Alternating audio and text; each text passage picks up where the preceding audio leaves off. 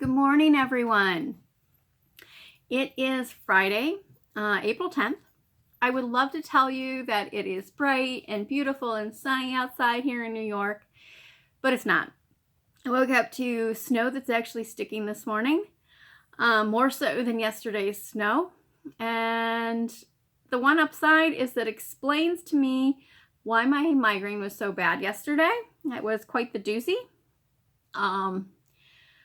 I guess as far as migraines go, yes, yesterday's hurt, but at least I was able to relax. I got up, fed Clara, did the video, which I vaguely remember doing, and went back to sleep on the couch. And I was out well until afternoon, after 1, somewhere between 1 and 2. I kind of woke back up.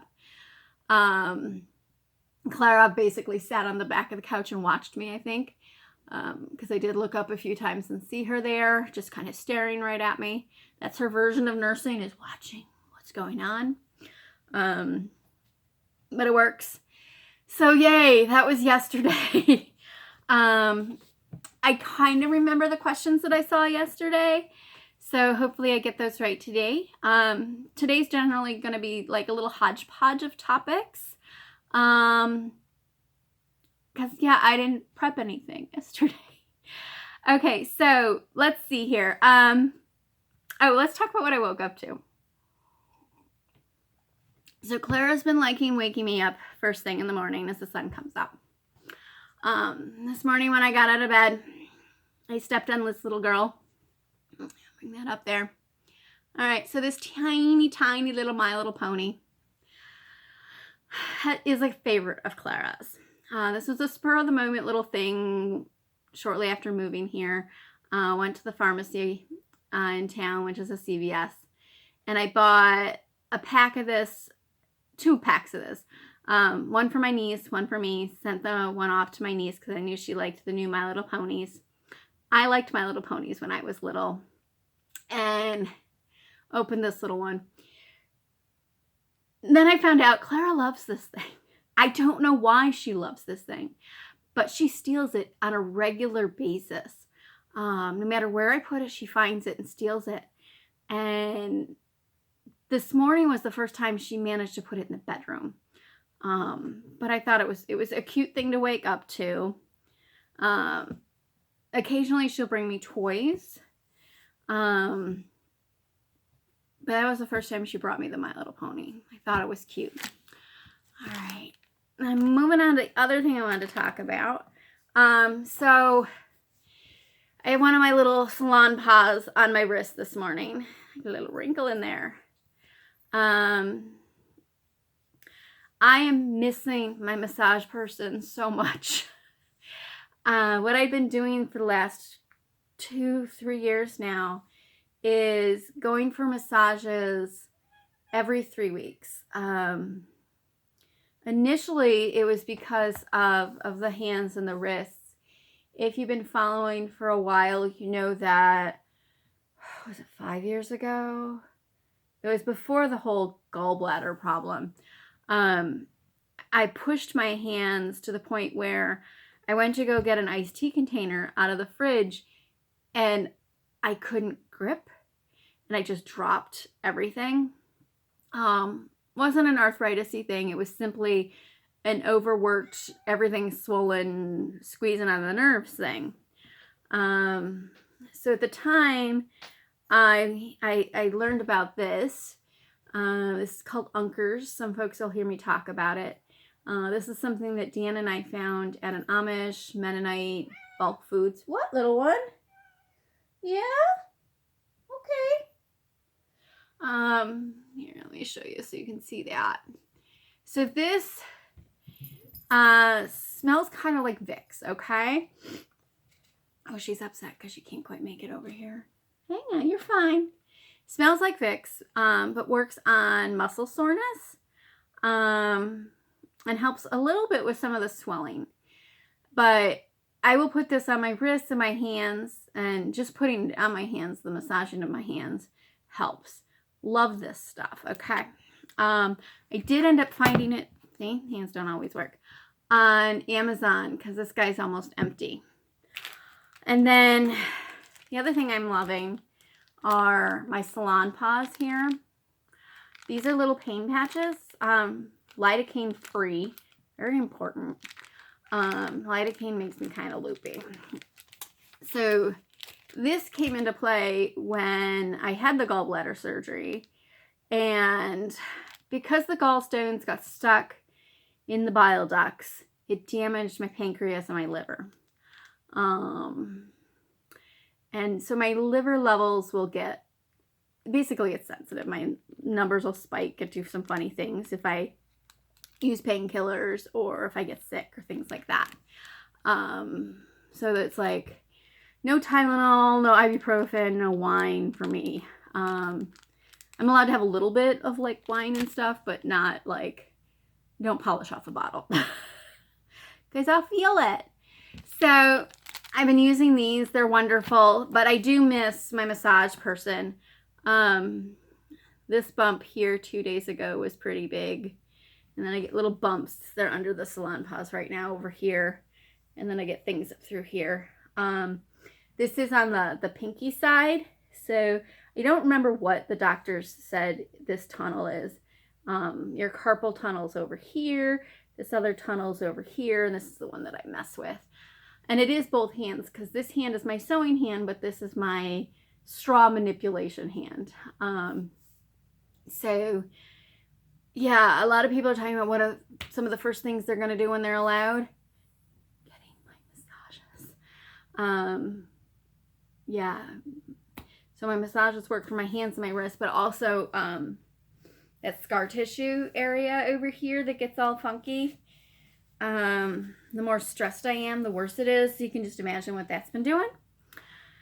Okay, so let's move on to more fun topics. Wanted to make sure folks knew about one of my other blogs, okay?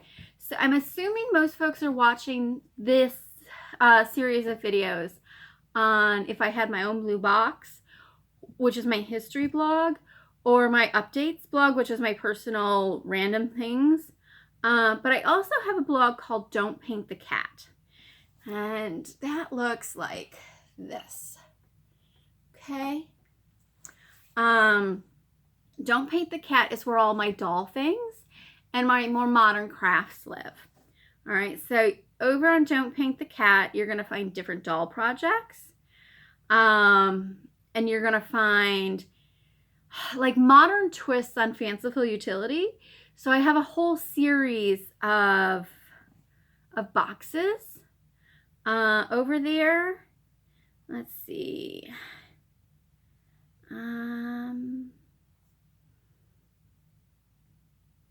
Here's one for you, one of the boxes.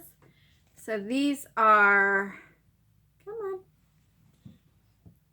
Hope you can see that. These are some of the boxes over there. I have a pyramid shaped one, and it comes with a template, and then there's a little gift box shaped one, and then there's a one of my favorites is actually shaped kind of like a food takeout container. Get this to open. Here's the little gift box. Okay. And I do put the templates and directions on how to use those over there. I used to put ornaments on the history blog, but all of those have moved over. So there's like some of the projects I've done over here. It's my little mat. Got some Christmas ornaments over there. So here's the birds from a few years ago, and those have the templates. Couple posts about cats and some random things, okay? There's a lot over there about the little dolls and the pen wipers right now, because I've been on that kick for the longest time. Oh, here's like the bauble ornaments. Again, that has a template. Oh, here's the takeaway box. I love this little guy. I need to make some more of those. And that has a cool template too. Managed to get that fit on one page. I was pretty impressed with myself. Oh, I forgot about this shelf project I did years ago. That got a boo-boo on shipping. I gotta get that fixed. Need a piece of wood glue. All right, there's some stocking ornaments. Oh, my rope shelf. All right, so that just gives you an idea. Oh, this one's a fun one. Maybe we should do this at some point. So this is the button keep. Now this was actually called a balloon bag in the 19th century.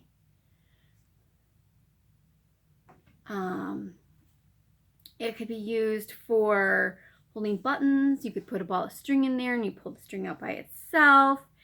I think it's another really cute gift giving idea. So if you want to do some cute things for Christmas, thinking way ahead, because why not at this point? Actually, this one would have made a really cute one for Easter in a couple days. I think it's too late to do these now. But if you want, you can hop over, take a look. You'll need pasteboard, silk or fabric, and maybe some decorations, but they're almost egg-shaped and you can fill them with different things and hang them. I just think it's really cute. So check that out. I'll give you the link. It really is don'tpaintthecat.wordpress.com. And so that's where a lot of my other projects are kept. Okay, so moving on to one of the questions that I got and about the dollies. So someone I think was asking, and I'm saying I think because my memory's not always great when I have a migraine. I think someone was asking about how to make the balloon style bag that I have over on my Etsy shop doll scale. So how to go from, all right, this guy, and this guy's actually a little bigger. He's about 150% of the pattern. Let me turn him around. You can see this side too. This is a fabric I really love. Got this over at Chestnut Bay. Absolutely love this fabric. And so I wanted to see if I could make a bigger balloon style bag. And this one's really quite big. So actually I can talk about these two together here. So I'm doing a lot of sews. So. Okay, this one, like I said, is 150% of the pattern that you can buy. Okay, so when you print the center template, you just increase it to 150% as you print it. All right, and then you would increase the balloon part 150%. Okay, so multiply by 1.5 and do that for the width and the length. All right, so for these little guys, we're going in the opposite direction. Okay, so Violet here is 18 inches. Okay, and most of my accessories are made for my 18, 20-inch dolls. Okay, so she is 1/4 or 0.25 my height. All right, roughly. So these are roughly 1/4 of the published pattern. Okay, so what you could do is print your template at 25%. All right, if you have a little bit bigger doll, go a little bigger. Okay, go 30, go 40%. Or if you want a bigger bag for the doll, go 30, 40%. Now for the littler doll, the patriotic doll here is actually 11 inches. She's a whole inch taller than her sisters that are 10 inches. I think I did it the torso. She's going to be smaller. So she's, let's do the quick math here, 1/6 of my height. Now notice I'm using something different than true scale that a lot of folks use. I need a ratio from my height rather than the other way around. So she's about 1/6 of me. So I would say print her size, about 15%, if your printer will go that small. And I actually wouldn't go any smaller because it would be very hard to make this type of bag, okay? So you just print your template at 25, 20%, whatever you need, and then figure out 25%, a quarter of the balloon part. So quarter the length and a quarter of the width. And it doesn't have to be exact. If you want it a little bigger, make it a little bigger, a little smaller, make it a little smaller, okay? Don't worry too much about those numbers. It really is about proportion. The numbers are definitely a guide, but sometimes you do have to adjust to get it quite right for a doll. And do keep in mind that the porcelain dolls that are 18 inches do look more petite than the 18-inch modern doll, okay? One of these days I should bring them out together, and you can see them side by side. This is going to be very true for anything connected with the head, all right? Anything connected with the head, this doll is much smaller than, say, an American Girl doll with a much larger head, okay? Oh, here's a way to, you know what? Remember this bag's bigger. My bag, about the size of my hand, okay? And hers is about the size of her hand, okay? So the proportion is comparative.